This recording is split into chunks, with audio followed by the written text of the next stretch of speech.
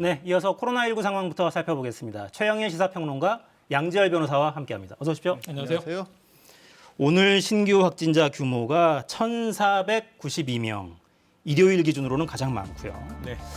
야, 통계가 좀처럼 꺾이질 않네요. 계속 한 달 넘게 1,000명대죠. 예, 계속 이어지고 있고요. 한 달 넘었고요.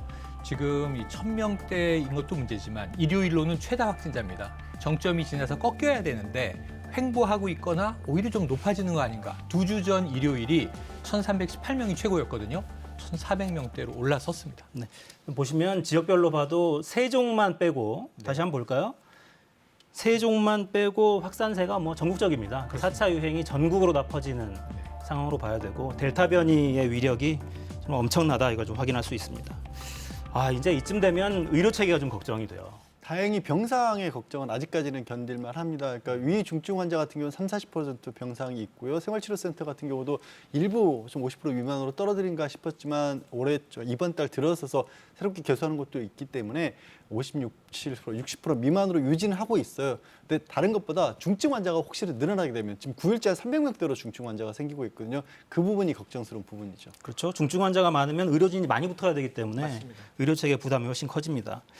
백신 접종은 계속되는데 40대 미만, 그러니까 45세 미만이군요. 백신 예약이 시작되죠. 네, 예약이 시작됩니다. 오늘 밤 8시 이후부터인데 유념하셔야 될 것은 지난번 제가 이제 신청할 때 50대가 먹통 논란이 컸어요. 첫 번째, 두 번째, 2시간, 3시간 먹통이어서 이번엔 그 문제를 해소했다는 겁니다. 오늘 밤에 아마 많은 분들이 지켜보실 텐데 지금 전체로 보면은 만 18세에서 49세까지가 1,600만 명이 넘습니다.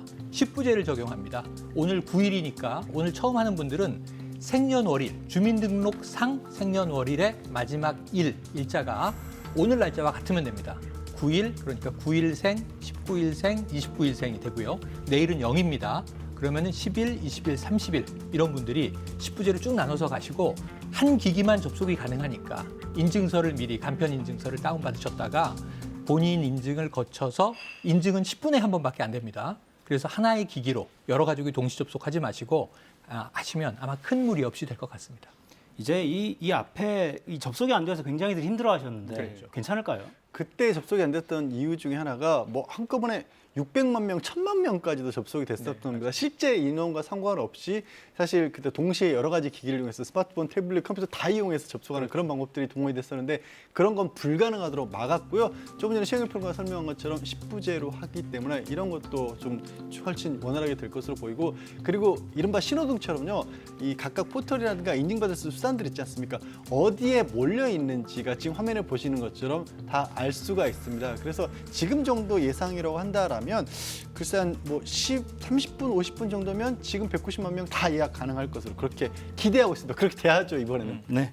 그러니까 이게 저희가 거듭 말씀드립니다만 선착순이 아니에요. 네. 그렇죠. 먼저 예약한다고 먼저 맞는 것도 아니고 백신을 고를 수 있는 것도 아니고요. 그렇습니다. 그러니까 차분하게 좀 기다리셨다가 천천히 하셔도 무방하겠다. 이런 말씀은 다시 한번 드리겠습니다. 이제 델타 변이가 계속 확산되면서 부스터샷, 네. 그러니까 추가 접종 이야기도 계속 예. 나오던데요. 그러니까 3차로 한 번 더 맞는 거죠. 우리나라도 2월 26일에 시작되다 보니까 면역이 이게 6개월 가는지 1년 가는지 연구가 확증된 바 없고 개인마다 또 편차가 있을 것으로 추정이 됩니다. 그러면 이제 면역이 떨어질 때쯤 3차를 맞아야 되는 거 아니냐. 지금 더 강력해진 델타 변이가 나타났으니까요. 미국은 이미 거의 확정적으로 이제 부스터샷까지 간다는 입장입니다. 지금 인구의 한 절반 정도가 접종을 완료했고요. 1차만 맞은 사람은 훨씬 더 많습니다. 그러니까 미국은 아마 부스터샷에 갈 것 같고 이스라엘도 부스터샷 접종을 시작했는데 지금 WHO 국제보건기구에서는 이 이른바 선진국들이 부스터샷까지 맞으려면은 지금 안 그래도 이거를 그 선진국들이 다 이제 백신 강국들이 자국을 위해서만 확보했다라고 비판받고 있는 상황에서 더 많은 게 필요하단 말이죠. 미국 인구만 해도 지금 뭐 한 2억 가까운 또 필요하니까 이렇게 되면은 지금 맞아야 될 곳들이 오히려 못 맞고 있다. 그래서 다음 달까지는 부스터샷을 좀 멈춰달라고 이제 하소연을 하고 있습니다. 아프리카는요 지금 전체 접종률이 3% 조금 넘습니다. 미국은 50% 넘었고요. 이스라엘은 거의 뭐 900만 전 인구가 다 맞고 있고요. 우리도 지금 굉장히 빠르게 맞고 있는데 우리는 그래도 선진국 군에 속해 있는데 결국 지구촌 전체가 면역되지 않으면 일부 선진국만 이제 이 부스터샷을 통해서 집단 면역을 형성한다 하더라도 국경을 봉쇄하지 않는 한 결국 똑같이 위험하다라는 이야기를 경고하고 있습니다. 참 이게 어렵죠. 그러니까 우리 국민을 지키겠다. 이거는 뭐 정부의 기본적인 당연한 사명이니까 거죠. 당연히 부스터샷을 그러니까 추가 접종을 해야 될 것 같은데 이게 선진국만 맞는다고 끝나는 게 아니니까 그렇죠. 이게 참 딜레마입니다.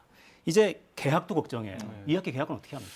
지금 초, 중, 고교 개학 2주 앞으로 다가왔지 않습니까? 이 학력 격차라든가 이 수업을 제대로 못함으로써 여러 가지 문제점이 있기 때문에 교육부에서는 이 4단계를 도입하고 있는데도 불구하고 전면 도입 등교를 하겠다라는 입장입니다. 대학 같은 경우는 이제 소규모 실습이나 이런 것들 대면 수업 자율적으로 하도록 하고요. 초등학교는 아시겠지만 1, 2학년 우선입니다. 왜냐하면 이 1, 2학년들이 오히려 생활 습관을 들이기가 더 어렵고 이 부모님들이 아이들에게 신경 써야 되는 시간이 더 길게 필요하기 때문에 1, 2학년 전면 등교를 하고요. 중학교 같은 경우는 학년별로 한 학년 정도를 정해서 자율 등교를 하고 나머지는 이제 이 일자를 정해서 4분의 3, 3분의 2 이런 식으로 나오고 고등학교는 고3은 예방접종을 실시하기 때문에 백신 접종을 실시하기 때문에 어차피 전면 등교를 하고 1학년이나 2학년 중에 하나를 골라서 등교 수업을 할 수 있도록 학교 자율에 맡길 이럴 예정입니다.